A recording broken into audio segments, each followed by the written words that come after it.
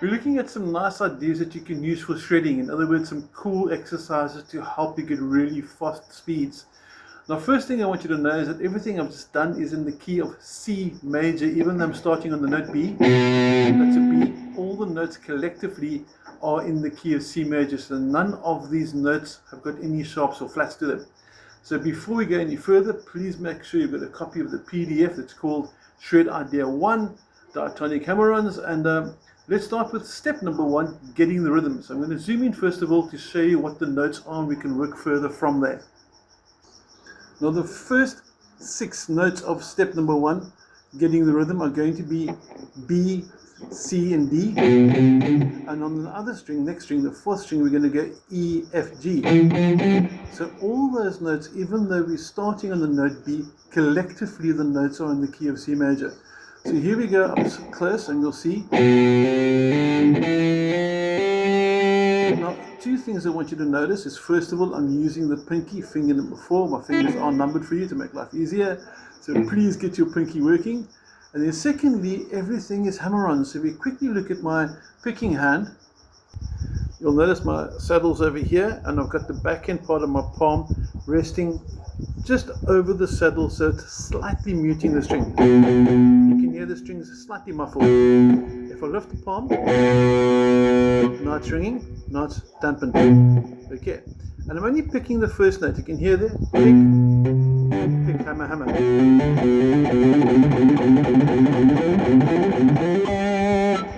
And I'm hoping that you picked up over there that everything is in triplets, and for every beat, every group of 3 notes, every triplet, I'm only picking the first note. Pick, 2, 3, pick, 2, 3, pick, 2, 3, pick, 2, 3. And that in essence is the rhythmic aspect of it. So let's get back now to your fretting hand. And the 2 most important things I want you to watch from this over here is, first of all, use the pinky. Very important, I'm going to say that a lot. And secondly, notice my thumb, which is moving now, doesn't really move much while I'm playing. So it can be a bit lower if you want to. You can have your thumb where it is now. You can barely see mine. You can have it slightly higher. As long as you don't have it over there and you don't have it here. I'm not kidding. I've had people put their thumbs there. Don't do that. Okay, so anywhere from as low as here to there, as long as you've got a sweet spot, that's cool. But when you've got it, don't move. Watch this now. Here we go.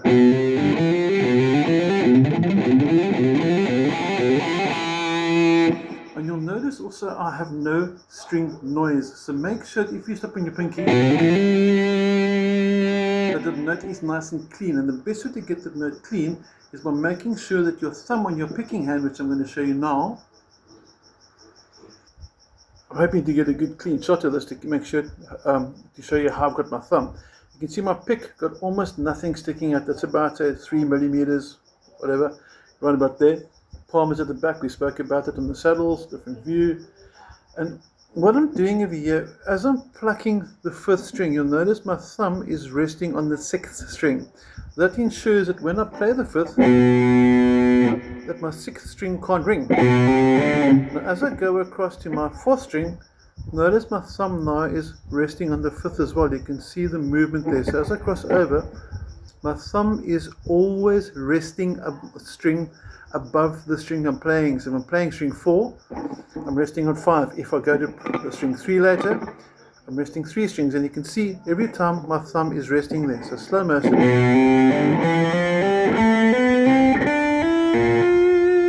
When I hit that last note, you can hear it ringing and there's no string noise. And what I also sometimes do is those 2 fingers, I let them rest on the bottom strings, because with high gain, with lots of distortion, string noise is very, very easy to happen. So please make sure you're only hearing 1 note.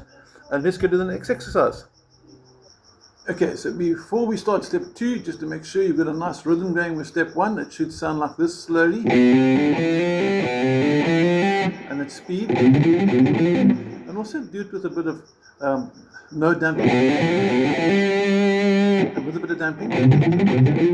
Make sure you've got control of this rhythmic application. Okay, step 2, we're going to add on the next octave, which is not entirely an octave, but it's crossing over into the next octave. Remember, everything is in the key of C major, despite the fact we're stopping on B, or starting on B rather. And your tab is now going to go, if you watch carefully, 2, 3, 5, 2, 3, 5 again on the next string, 2, 4, 5. You can hear nicely the vibrato on the pinky. Make sure you've got the same no string noise. And then the last one's going to be of exercise 2 or step 2, 3, 5, 6. And putting them all together, slow motion. And a bit of speed. And it's full speed. Bit of damping there as well, or no damping. With a lot of damping. Okay, so you've got a lot of control, a lot of speed to get from this the whole way through. Then also, before you go to the next step, step 3, try repeating it. In other words, try looping back to the beginning. So you go, and you're back to the first step the whole way through. So try and loop it. It's actually quite good fun. Okay, step 3 now. Now this is actually quite an interesting one. You'll notice the second bar. This is the first exercise in that has a second bar. It's going to go 3, 5, 7. So it's a nice finger stretch there. And then when you go to the 6, 3 back on this end of the, or halfway through the second bar, it's fret 6. So your second bar of step 3 should slowly sound like this. Okay, pinky wasn't too well stretched there. And there you go. Now slow motion the whole way through. And be careful for that pinky stretch and make sure you don't make the same mistake I made. Here we go. And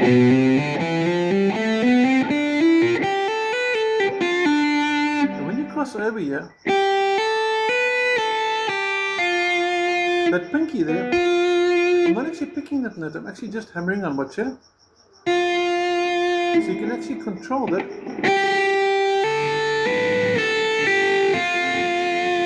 You can actually hammer onto the pinky, and also notice now that there was string noise because I didn't have my picking hand on the guitar. So when you hammer on and pull off with a high gain, you need your picking hand to make sure that your strings don't ring unnecessarily. Okay, and that was living proof what I just showed you now. So here's the whole of step 3 with a bit more of an overview. And we're going to start with some damping. Jump over there for the 7 we spoke about earlier, and then also with no damping. And you can see my middle finger, my ring finger, is actually holding on to that first string to ensure it's nice and quiet. One more time.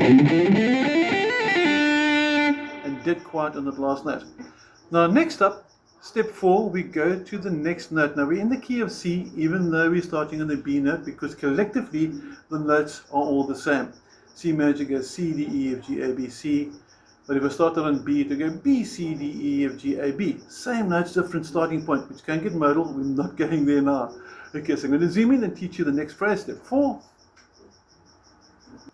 And we're going to start on the note C, nice big stretch here, so slow motion. This will be the tab for step number 4, starting on the next note. 3, 5, 7, nice big stretch, watch the pinky.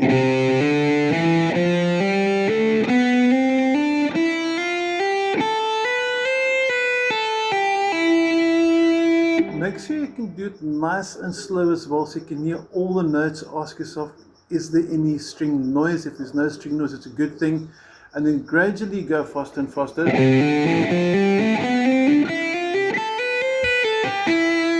Faster.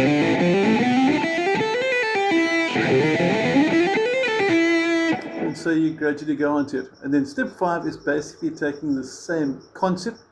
This time starting on D, same note, still in the key of C, just starting on D instead of on B or C, and we go like this.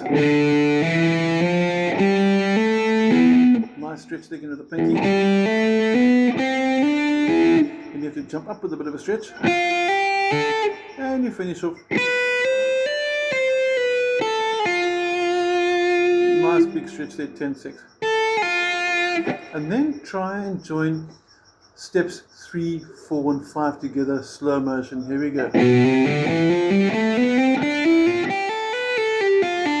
forward. And forward. And slowly you work your way up the guitonic until you get right away to fret number 12. Until you get to the octave.